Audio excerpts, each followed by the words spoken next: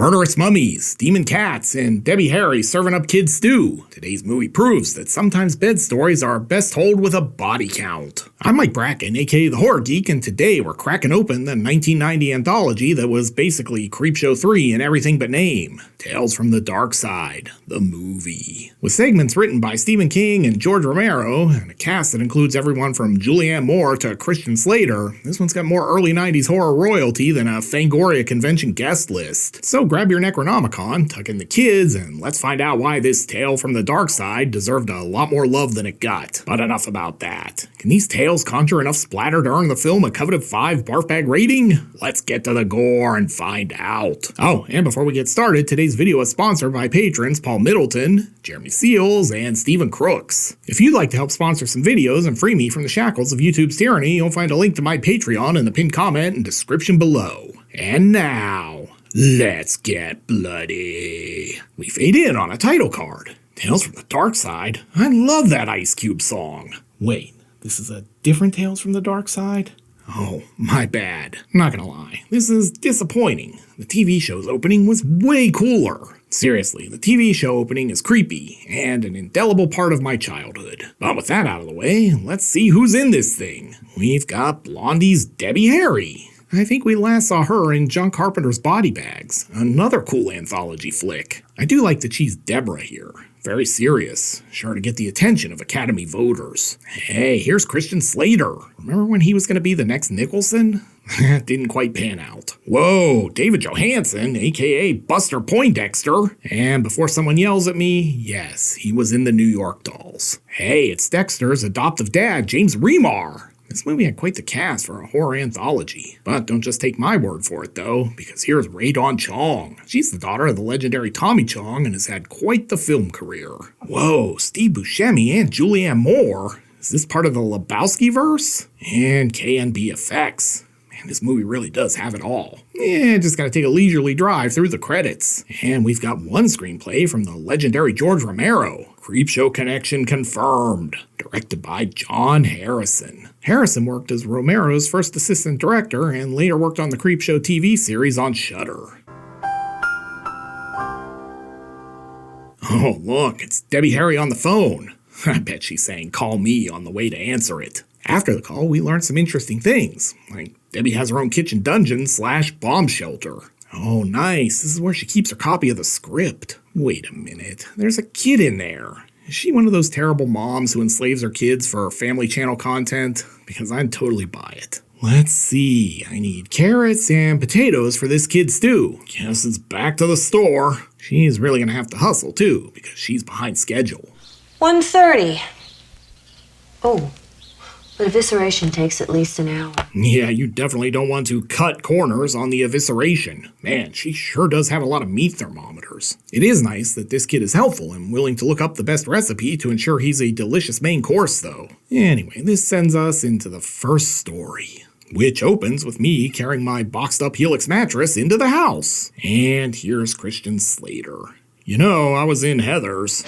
Greetings and salutations. He's here on campus, chatting with a pal. So I've been thinking about doing a show on college radio.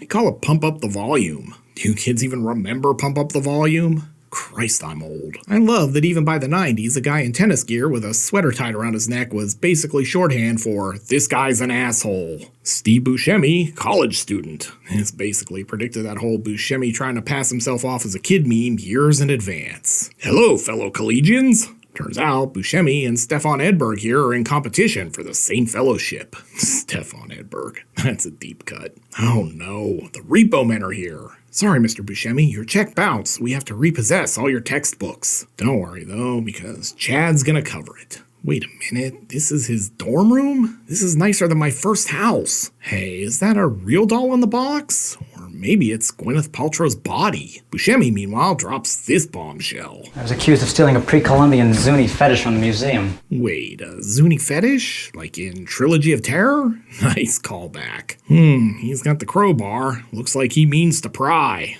Then we find out what's inside. Oh, it's Gwyneth's sarcophagus. Hey, it's a mummy. I heard they love rap music. So wait, he starts unwrapping it without gloves? Gross. Back at Rich Guy's place, it's a very young Julianne Moore. I like to think Boogie Nights was just what she did to pay her way through college. This is a pretty casual therapy session, too. I never put my feet up on the couch. The doc yells at me. We then head back to Buscemi's place, where Steve's asking Christian if he'd like to do some scissoring. Hell yeah. No, not like that, you pervs. I meant cutting off the bandages. Kinda looks like mummified Art the Clown. This is a real gut check. And he's in there almost to the elbow. I've seen German fetish videos that don't get this deep. After digging around some more, Buscemi finds the map to One-Eyed Willie's treasure. House establishing shot, which is useful for once since we actually changed locations. Honey, are you going to shoot another adult film? I just made dinner. You're gonna go see Bellingham.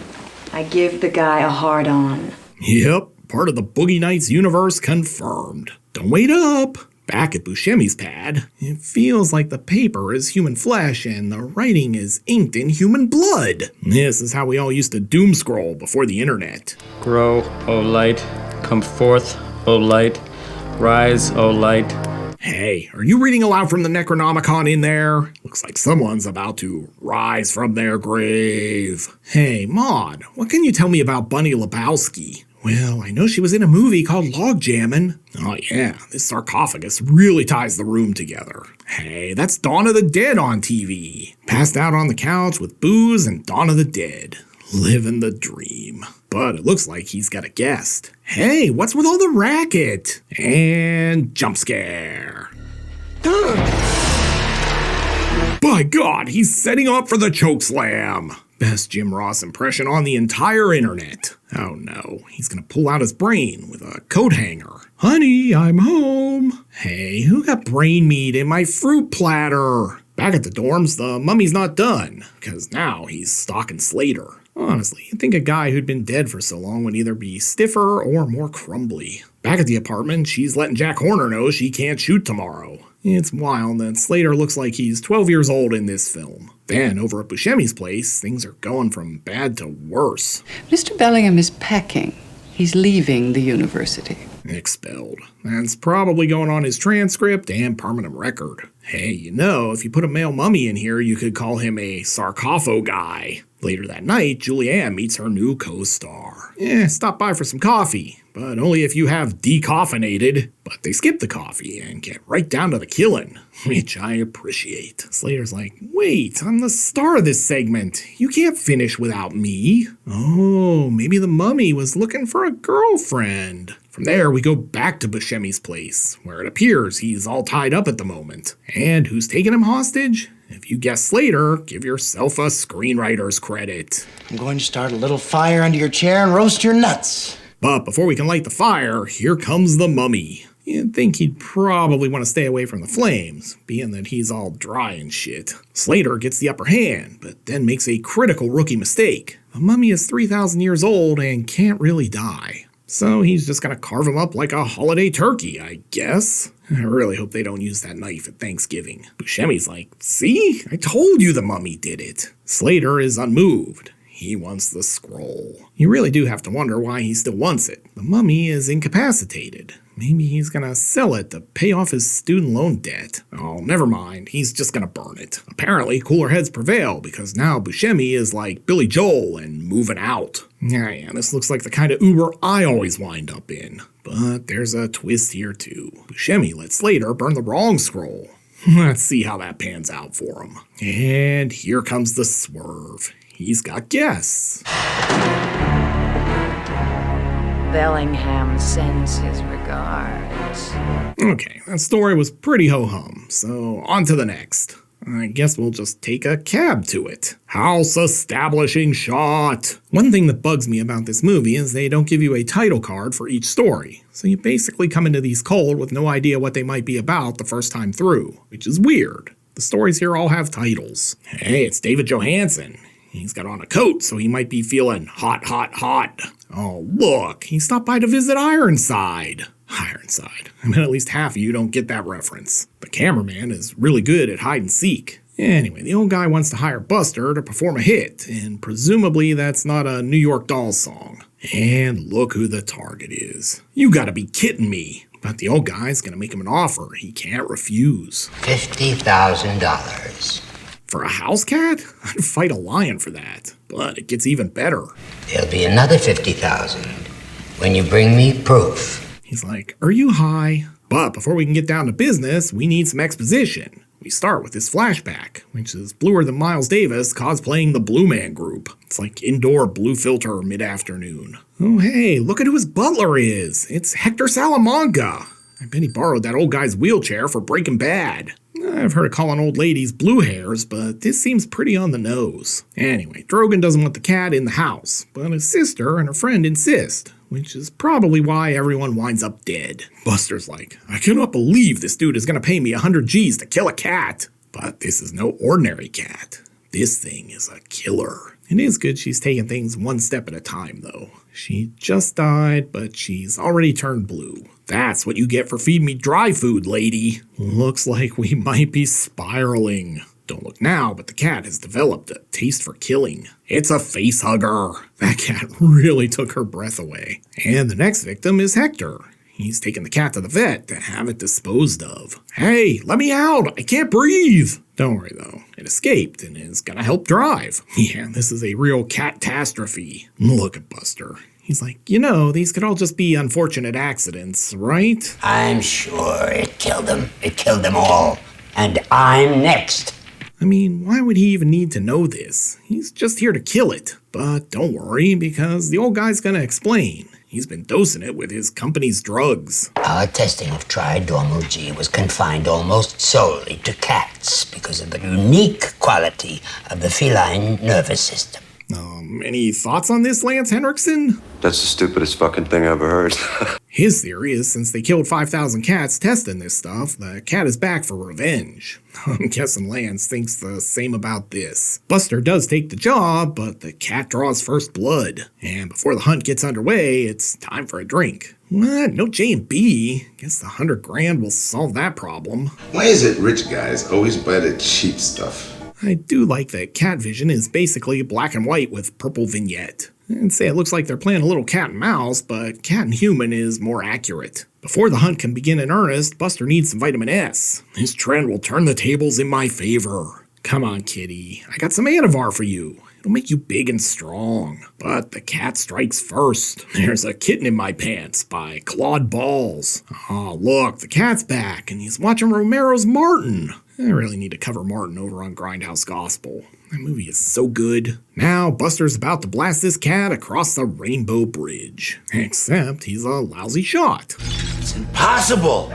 Yeah, I mean, you missed from like 8 feet with a laser sight. Are you sure you're a pro hitman? Then the cat gets him again. Not liking Buster's odds here. And now it's gonna finish the job. I am firmly convinced that if things were flipped and cats were bigger, they'd totally hunt us. Uh-oh, Buster's eating some cat. Hell yeah. No, I mean for real. The cat is cramming itself down his throat. Talk about a furball. And look who's back. Just like the chest burster in Alien. Oh no, it's coming back up like gas station sushi. You're next, Ironside. So he dies of a heart attack? Seems like he got off kinda easy. And that wraps up our second story. Our third story opens with a New York City establishing shot. Maybe it's an Italian cannibal movie. Fingers crossed. Say what you will, but this guy looks pretty stoned. Hell yeah. No, I meant he's carved out of rock. Oh man, this thing is totally gonna win me the Pine Box Derby this year. Oh wait. It's trash, I'm trash, why does my life suck? He's so distraught he's gonna call up his therapist. His therapist could totally be a bartender. Gotta hurry, I'm late for booze therapy. Hey, hope you guys didn't start drinking without me. Turns out things are about to get worse for James Remar. This guy's here to tell him to get his crap art out of the gallery or it's getting trashed. Judith says she hasn't moved anything of yours in over 4 months. And we get drunk exposition. Judith Romero. Big gallery on West Broadway. This is what they told me when I started this show. Preston, your artistic vision is just not a marketable commodity. Damn it, I should have listened to my dad and become a beer truck driver. A career in the arts? What was I thinking? I think Tommy Chong was visiting Ray Dawn on set, judging by all this smoke. Yeah, just gonna mark my territory. This is how he signed all of his paintings. Tommy Chong, is that you back there? That is definitely not Tommy. He then gets a pimp hand. That takes off half his face. That is one hell of a pimp hand. Then he gets decapitated.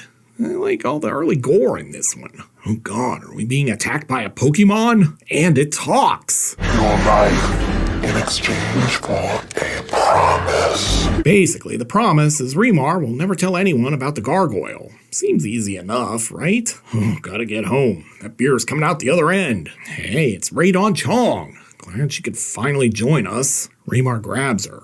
Shh, we're being hunted by a...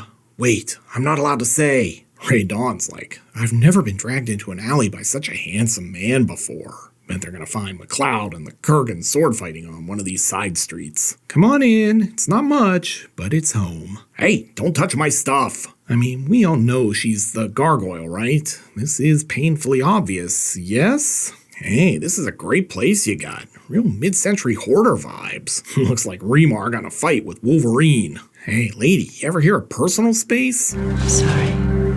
See, totally the gargoyle. She's apologizing for hurting him. Then they hook up, and even Penthouse Forum wouldn't have believed this. So yeah, I think I'm gonna move in. Remar heads out, and the cops have found his dead buddy, and maybe they're gonna frame this drunk guy. I swear it's like Remar lives in Pinhead's craft room. His girlfriend's gone, but he's channeled that grief into some amazing new gargoyle art. I mean, this guy's like the Bob Ross of goth art. Oh, look who's back. Just couldn't stay away from Remar's magnetic alcoholic charms, I guess. And she got him a gallery invite. So, new girl, art career on track? Everything's coming up Millhouse for this guy. Ah, yes, we call this piece Trash Heap Elegy. It's selling for $1.5 million. Oh, and of course the drunk guy shows up, because he's definitely a connoisseur of the arts. Guy looks like Catfish's Neve Schulman on Crank. Back at home, Ray Dawn has even more surprises. Will you take care of me? And my child? Aw, they're having a little gargoyle baby. And now we're going to the future. Wait, Remar's Snake Plissken now? I feel like maybe we shouldn't have skipped over him losing an eye. I know, it's his Halloween costume. Spare me your well actually comments. Take me somewhere romantic. Like a trash-strewn alleyway filled with garbage men. This feels like it could be a Batman origin story. Alright, Jimmy, spill the beans. We all know you're going to talk about the gargoyle. And there he goes. Way to ruin your life with a sculpture. Now I have to eat you. Aw, this looks nothing like me. You promised you'd never tell! Most obvious swerve ever. She is looking rough. This transformation is all kinds of cool though. Hey, the kids look more like mom than dad. And then she eats him. Gonna be one hell of a hickey. With that done, they head back to the building. That is the best entry of the three right there. But back to the framing story. My goodness, you really did keep the best one for last, didn't you? See, even Debbie agrees. But there is one last story. How the kid kills her once and for all. One roasted rock star coming up. Don't you just love happy endings? And cue credits. So, what have we learned from Tales from the Darkside, the movie? Basically, that the jump from TV series to the big screen worked pretty well for once. These entries feel more polished than the show's general episodes, but not so polished that they feel like they don't fit the show's aesthetic. The third tale is the best, but all of these are fun, and if you love the show or anthology horror in general, you're gonna have a good time here. But enough about that. Can these Tales from the Darkside conjure up enough splatter to earn a coveted 5 barf bag rating? Let's go to the gore card. In terms of gross anatomy, this one is solid. The first story isn't very gory, the second has its moments, and the third is pretty great. We're treated to mutilated mummies, a man devouring a cat, a decapitation, an amputation, one throat bite, and the awesome gargoyle transformation. The FX work is solid, and I'm happy to give this one a respectable 3 barf bag rating. Tales from the Darkside is a moderately sick little flick. Looking for another horror anthology film that also didn't get a sequel but should have? Then be sure to check out my review of John Carpenter's Body Bags. You'll find a link here on the screen. I'll meet you over there. Until next time, I'm Mike Bracken, aka The Horror Geek, bringing you all the splatter that matters.